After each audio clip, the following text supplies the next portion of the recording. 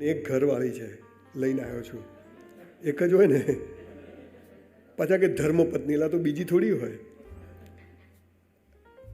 3-4 વર્ષ પહેલાં સંજય રાવલને કોઈ ઓળખતું પણ નહોતું કે કોઈ હુઈ સંજય રાવલ. હું સીધો 54 વર્ષનો જન્મ્યો નથી, અથવા મને કોઈ રાતોરાત બ્રહ્મ જ્ઞાન નથી થઈ ગયું. પણ સમગ્ર વિશ્વમાં 1315 પ્રોગ્રામ કર્યા, 1 રૂપિયો લીધો નથી, બધા ફ્રી કરું છું. અને 3 વર્ષ સુધી જો હું તારીખ આપું ને તો એક પણ દિવસ ખાલી ના રહે, એટલા ફોર્મ્સ મારી પાસે પડ્યા છે. Why? Because everybody wants to touch your mind, I want to touch your heart. જીવન અહીંથી જીવાય છે. અને આખી એડ્યુકેશન સિસ્ટમ, ધર્મ વ્યવસ્થાઓ, પોલિટિકલ સિસ્ટમ, બધું જ જેમ જેમ તમારી બુદ્ધિનો વિકાસ થશે ને સાહેબ, એમ એમ તમે દિવેલ પીધેલા ફરવાના. હું શું કરું? અને જેમ જેમ તમારા હૃદયનો વિકાસ થવાનો, એમ એમ તમે મસ્ત જીવવાના. પણ આની કોઈ વાત જ નથી, બધી આની એમ. અને એનું પરિણામ શું આવ્યું છે? હું અહીંયા આવ્યો ને તો હું અહીંયા બધાને જોતો હતો ને, તો બધા જ ત્યાં હિંડોળામાં બી આમ કરતા તો બી જીવનમાં મજા નથી.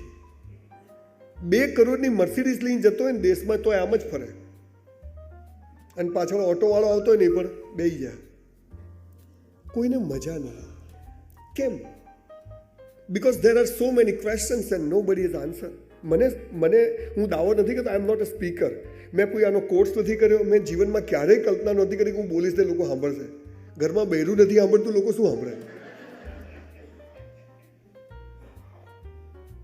જીવનનું અસલી સત્ય શું છે ખબર છે? જે સાલું નક્કી કરો ને કદી થતું નથી, અને જે થાય ને કદી નક્કી નથી કર્યું હતું. That is called life. પણ તકલીફ શું છે?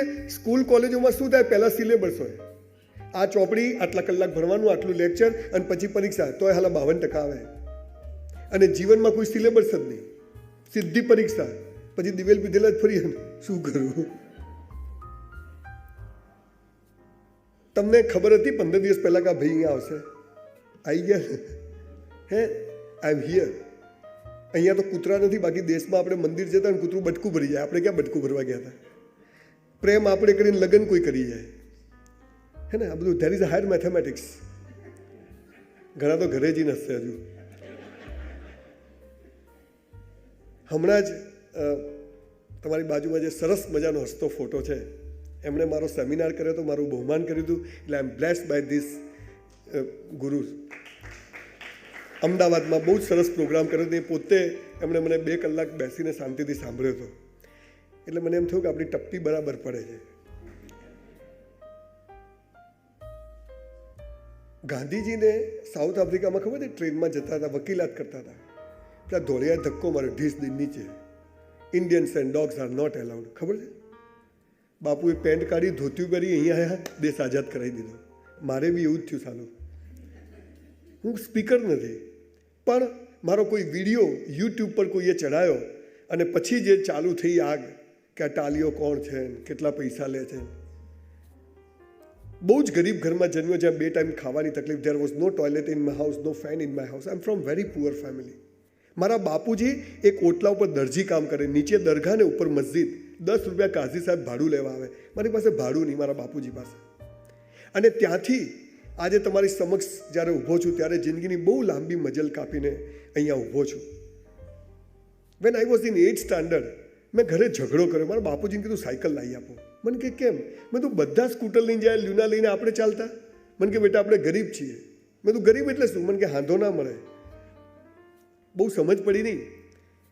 પણ એ દિવસે મારા ફાધરે મને જે વાત કરી, and that was the turning point of my life. It's change my entire thought process of life.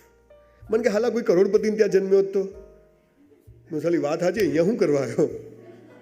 Dhiruben ત્યાં જન્મ્યા હોત, મુકાબેન ત્યાં, કોઈ તકલીફ હતી? હમણાં મુકેશભાઈએ લક્ષ્મી પૂજન રખાયું તો ભગવાન કે ઊભો થયેલા કેટલું હાલ્યું તો રોજ શું છે? એ દિલ માગે મોર. દેશમાં કાકા હોય, 200 વીઘા જમીન હોય, ફાર્મ હાઉસ હોય, બંગડીવાળી ગાડી હોય, છોકરા એટલાન્ટામાં હોય, 4 હોટલ હોય, તોય 80 વર્ષના કાકા શું કે બાજુનું ખેતર લેવાઈ જાય તો સારું. એટલે કાકા મરી જાઓ ને, હવે કેટલા ભેગા કરશો? અમારા માટે રાખો થોડું.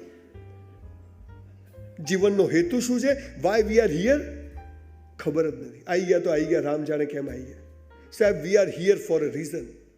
આ રીઝન બતાવવાનું કામ ધર્મગુરુઓનું છે, આ રીઝન બતાવવાનું કામ એજ્યુકેશન સિસ્ટમનું છે, પણ ત્યાં જોઈએ એવું થતું નથી. અને એનું પરિણામ એ આવ્યું કે 300 ધર્મ અને 3000 સંપ્રદાયો છે અને બીજી બાજુ એજ્યુકેશન સિસ્ટમ છે, અને છતાંય જેને પૂછો જીવનમાં મજા નથી. હું હમણાં ઓસ્ટ્રેલિયા ગયો 2 મહિના પહેલાં, તો ત્યાં જેટલા મળે મેલબર્નમાં, સંજયભાઈ અહીંયા આવીને ફસાઈ ગયા. મેં તો હેડ મારી હાથે હું રિટર્ન ટિકિટ આપું. ના ના, એમ તો મજા છે. તો ભિખારીદાર છે શું? તમે આ લસો છો, કેવા સરસ લાગો છો, આમ ફેર એન્ડ લવલી જેવા. હે હમણાં બહાર જશે ને, એ ગાડી ક્યાં ગઈ, ચાવી ક્યાં ગઈ? આ રે અહીંયા જ છે. એક મનુષ્ય છે જેને ઈશ્વરે વરદાન આપ્યું છે કે તું પૃથ્વી પર જા, મેં તને જે પરિસ્થિતિમાં, જે ઘરમાં, જે મા બાપ, જે ભાઈ બહેન, જે પતિ પત્ની વચ્ચે જન્મ આપ્યો છે, મસ્ત જીવજે, કોઈ ફરિયાદ કરતો નહીં, ઈમાનદારીથી મહેનત કરજે, યોગ્ય સમય હું તને બધું જ આપીશ.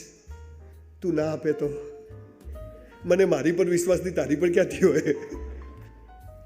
ભિખારીઓની જમાત તૈયાર થઈ રહી છે, કોઈને મજા નથી.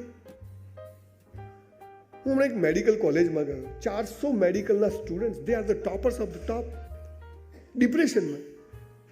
તો સ્ટેજ પર ચડતો એક છોકરો દોડતો એને પગે પડ્યો, સાહેબ મરી જવું. મેં તું કેમ? પેલી છોકરી મને ના પાડી. એટલે પેલી છોકરી ના પાડી એટલે મરી જવાનું? હવે એનો પ્રશ્ન, પેલી છોકરી ના પાડી. મેં કીધું અબ્દુલ કલામ, વાજપેયી, રાહુલ ગાંધીએ ક્યાં લગ્ન કરે? કંઈ ફરક પડ્યો? અને ઘણા કરે છે તો એ શું ફરક પડે? ખબર નથી. નાની નાની વાતમાં હારી જવું, નાની નાની વાતમાં ફ્રસ્ટ્રેટ થવું, ડિપ્રેસ થવું. મારી સાથે આવું કેમ થાય છે? જખ મારવા થાય છે. બોલ, માર તો નસીબ જ ફૂટેલા. તું ઢોલ છે ફૂટેલો આખો. તમને ખબર છે સાહેબ, હું જે બોલું છું ને, ટચવુડ શ્લોકોનું ભાષાંતર બોલું છું. તમે કોઈ પણ પ્રકારની ફરિયાદ કરો છો ને, કોઈ પણ, એ બધી જ ભગવાનને આપણે એની નિંદા કરીએ છીએ. એ શક્તિ જેને તમે ઈશ્વર, અલ્લાહ જે કહેતા હોય, એ તમારાથી દૂર થઈ જાય છે. અને જ્યારે કોઈ પણ પરિસ્થિતિનો તમે સ્વીકાર કરો છો, ત્યારે એ શક્તિ તમારી મિત્ર બની જાય છે. Choice is yours. મારું ગુજરાતી પિક્ચર મેં બનાવ્યું, વિટામિન સી, એમેઝોન પ્રાઇમ પર જોજો. તો એનું શૂટિંગ ચાલતું હતું કાંકરિયા પાસે. તો હું એમ ત્યાં બેઠો હતો, તો 2 છોકરા આવ્યા, સ્કૂટર ઊભું રાખ્યું, દોડ્યા સીધા કાંકરિયામાં. હું સમજી ગયો કે મરવા જાય છે. સાહેબ, છેલ્લા 2 વર્ષમાં 500થી વધુ લોકોને સુસાઇડ કરતા બચાયા છે, આત્મહત્યા કરતા બચાયા છે. બાળકને ખબર જ નથી કે જીવનના પ્રશ્નો શું છે. મેં પકડ્યા, મેં તું ક્યાં જાઉં છું? અંકલ મરી જવું છે. મેં તું કેમ? ટકા ના આવ્યા અને રિઝલ્ટ હવે પપ્પા મમ્મી મારશે. એટલે મેં તું ટકા ના એટલે મરી જવાનું? મને કે હા. મેં તું મરી જશે ને તો બધું ફરીથી ભણવું પડશે. એટલે ઘરે જતા રહ્યા કે તમે મરી જાઓ એટલે ફરીથી જન્મ લેવો પડે, ફરીથી ખટારા જેવું પહેલું બીજું 12મા સુધી ભણવું પડે. હાલ 1 વર્ષમાં પતી જશે. ભગવાન છોડવાનું નથી. જે વેદના, જે પીડા, જે દુઃખ ભોગવવા મોકલ્યા છે, એ ભોગવે જ છૂટકો છે, ગમે એટલા ભાગો. ઈશ્વરે આ પૃથ્વી પર 50% સુખ અને 50% દુઃખ આપીને મોકલ્યા છે. મુકેશભાઈને 500 કરોડનું સુખ, 500 કરોડનું દુઃખ. મને 50 રૂપિયાનું સુખ, 50 રૂપિયાનું દુઃખ, 2 હરખું જ આપે. દિવસ રાત સરખા આપે, સુખ દુઃખ સરખું આપે, જન્મ મરણ સરખું આપે. હવે તમે શું કરો છો? સુખ વધારવા જાઓ છો. બોલો, ભગવાન શું કરશે? દુઃખ વધારશે. તમે શું કરો છો? દુઃખ ઓછું કરવા જાઓ એટલે ભગવાન શું કરે? સુખ બી ઓછું કરી દે. તો કરવું શું? જો હૈ સો હૈ.